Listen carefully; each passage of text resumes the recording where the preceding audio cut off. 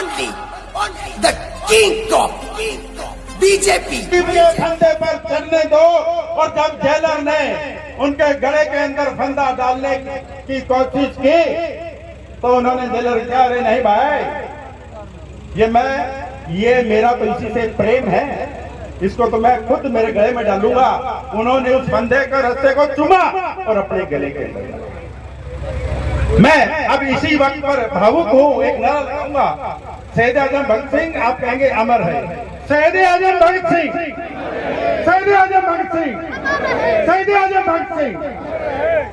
आज हमें जरूरत है शहीद आजम भगत सिंह के सपनों पर चलने की। हमें जरूरत है ईमानदारी के रास्ते पर चलने की। हमें जरूरत है सच्चाई के रास्ते पर चलने की। हमें जरूरत है परोपकारी के रास्ते पर चलने की। जब देश आजाद हुआ तो बहुत ही सुंदर एक हमारा संविधान लिखा गया। उस संविधान के अंदर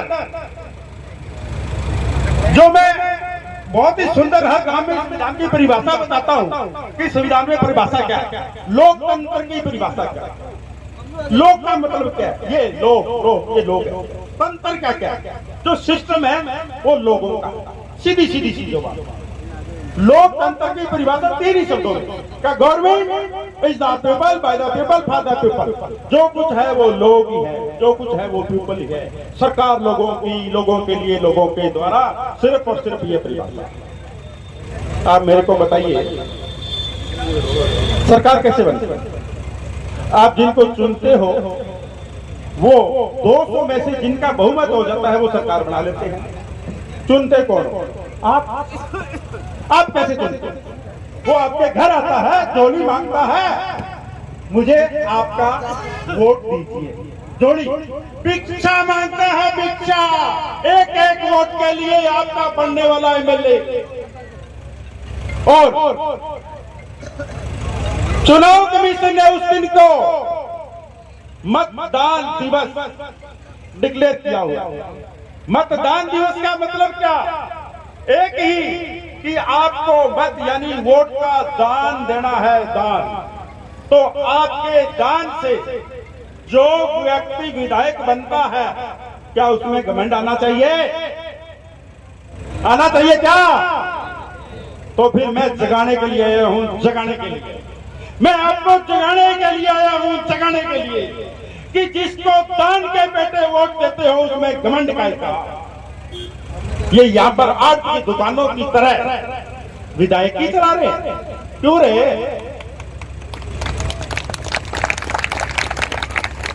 अब हनुमानगढ़ में ये नहीं चलने वाला, कतई नहीं चलने वाला। ये आर्ट की दुकान नहीं है, पहले मैं, फिर मेरा बेटा, फिर मेरा पोता। ये आर्ट की दुकान नहीं है। और निश्चित रूप से कौन कितनी बार चुनाव लड़ना चाहता है इस पर मैं कमेंट्स नहीं करूंगा, परंतु मेरा एक वादा है और मैंने पार्टी से भी कहा। मेरे से पूछा गया कि आपका विजन क्या है, मैंने मेरा विजन दिया। मेरा विजन यह है कि अगर लोग मुझे चुन लेते हैं तो लोगों को, पहली बात तो यह, मुझे चुन लेते हैं तो मेरी कोई जाति नहीं, मुझे चुन लेते हैं क्योंकि चुनने वाले दान के बेटे मुझे सभी जातियों के लोग वोट देंगे तब मैं जीतूंगा।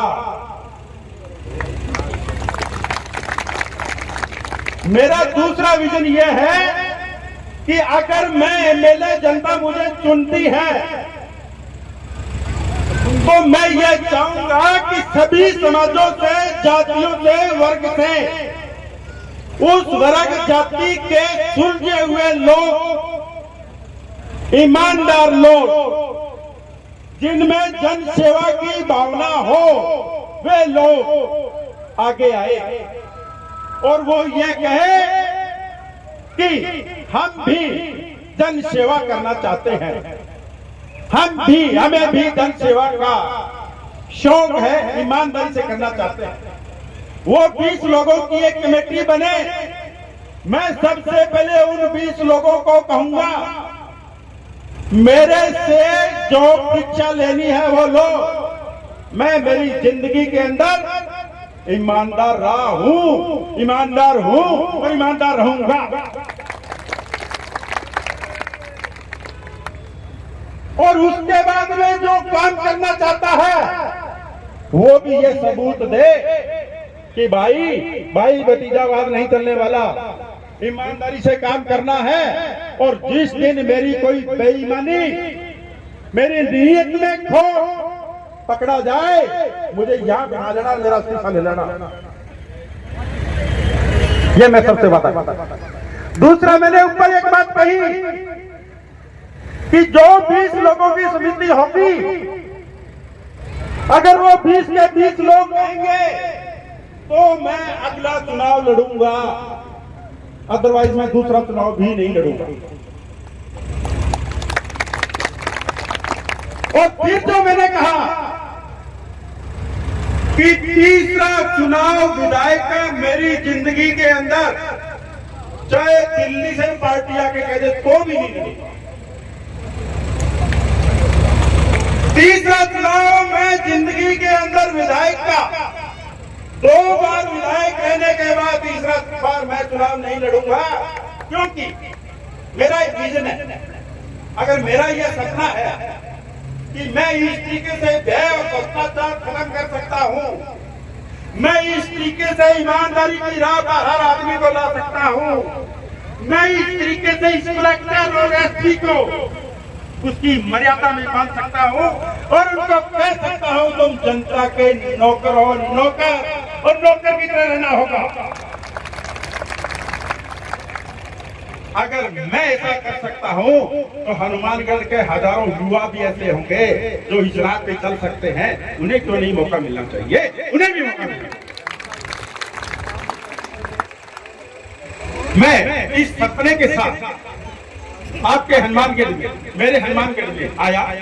आपको बहुत लोगों को नहीं पता होगा, मैं 18 वर्ष यहाँ सरकारी वकील हूं और अभी वकीलों ने, जिसमें सभी जातियों के वकील हैं, कि प्रस्ताव पास करके सर्व समिति पार्टी को दिया कि अगर इनको टीटी मिलती है तो हम निजी राजनीतिक विचारधारा से ऊपर उठकर इनका समर्थन करेंगे। वो वकील क्यों समर्थन करना चाहते हैं? एक बात कि एक तो ये अपनी ईमानदारी का इसकी वही गारंटी है। दूसरा, मेरी एक चीज रही है, ये झगड़े है ना, या तो हस्बैंड वाइफ के हो गए, या भाइयों के चाचा ताऊओं के अंदर हो गए, ज्यादा यही झगड़े होते हैं। तो ये झगड़े अदालत में क्यों चलते भाई, घर में क्यों नहीं चलते? और मैंने आपसे अदालत में क्यों चलते, घर में क्यों नहीं चल सकते? अरे क्यों लोगों के आगे हाथ जोड़कर खड़े रहते हो? जरूर। इसलिए मेरा यह मानना है कि सामाजिक पंचायतें हमारी मजबूत होनी चाहिए, हमारी सामाजिक पंचायतें मजबूत होनी चाहिए। एक बात कहता हूं, सबसे पहले तो यह है कि ईमानदार रहूंगा तो यहां किसी की हिम्मत नहीं होगी कि कोई भी सरकारी कर्मचारी अधिकारी की भ्रष्टाचार के हाथ पर चल जाए, कोई नहीं चलेगा। भ्रष्टाचार के बाद में जो मेरी प्रमुख एजेंडा रहेगा वो रहेगा नशा मुक्ति।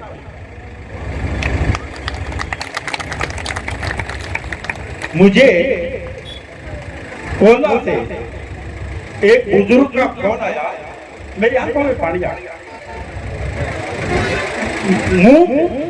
मूड जाति से थे, नाम शायद मैं भूल रहा हूं, मेरे मोबाइल में नोट किया। और इन्होंने 20 मिनट तक बोला, अरे सुरेंद्र तेरा नंबर मुश्किल से मिला है मेरे को, और मेरे को तो तेरी बात यह आ गई कि 1 साल के अंदर जहाँ हनुमानगढ़ नशा मुक्त होगा, जहाँ मैं विधायक रहूंगा, जहाँ नशा रहेगा। मेरे पास शब्द नहीं, कौन से शब्दों से धन्यवाद दूं सुरेंद्र जी आपको, आपकी टीम को। बड़ी संख्या में दूर माता बहनें दिखाई दे रही है। आप दोपहर 3 बजे से इस परिवर्तन संकल्प रथ का इंतजार कर रहे थे। आपकी उपस्थिति दिखा रही है निश्चित तौर पर बदलाव की आंधी तूफान बनेगी, कांग्रेस के कुराज का अंत होगा। और अब इस सरकार की अंतिम गिनती प्रारंभ हो गई है। जल्दी ही आचार संहिता लग जाएगी। इस सरकार की सरपरस्ती में यहाँ जिस प्रकार की दहशतगर्दी का वातावरण रहा कि भाई कभी किसी गैंगस्टर ने किसी पार्षद को धमकाया, कभी किसी दुकानदार को धमकाया, कभी किसी पर गोली चली, थाना कचहरी की नीलामी होती रही, अंधेरी नगरी चौपट राजा नगर अंधेरे में डूबे रहे, लाइट गायब रही, किसान कर्जा माफी के नाम पर ठगा गया, बेरोजगार पेपर लीक के नाम पर अरमान टूट गए। अब इन सब का बदला एक ही है कि आप सब लोग परिवर्तन संकल्प के साथ चलें। मैं एक ही निवेदन करूंगा, कमल का फूल लेकर जो भी आए, हमारा नेता हमारा महबूब होगा, हम सब लोग उसके हमराही बनेंगे, डबल इंजन की सरकार बनाएंगे, इस सरकार को नस्त नबूद करेंगे। सुरेंद्र जी को बरसों से जानता हूँ, संघर्षशील आदमी है। आज उन्होंने स्वागत सत्कार किया, इसके लिए बहुत बहुत धन्यवाद। बहुत बहुत